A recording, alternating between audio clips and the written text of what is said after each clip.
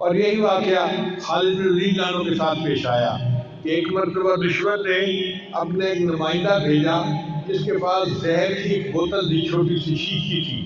اس نے کہا جناب آپ ہمارا مقابلہ کر ہی نہیں سکتے، اس لیے کہ یہ ایک زہر ہے، اس کا ایک قطرہ بھی اگر کوئی بندہ پی لے تو وہ بچ نہیں سکتا، اور ہم نے اپنی تلواروں کی دھار پر یہ زہر لگائی ہوئی ہے، اس لیے اگر اس کا چھوٹا سا کٹ بھی کہیں لگ جائے تو وہ بندہ کٹ کی وجہ سے نہیں، زہر کی وجہ سے مر جاتا ہے،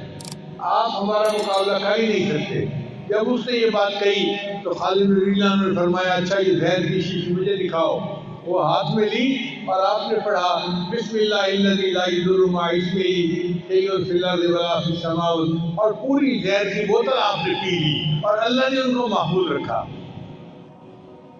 یعنی جس نام کی برکت سے زہر کے اثرات بھی بندے کو نقصان نہیں دے سکتے تو باقی چیزیں کیا نقصان دیں گی۔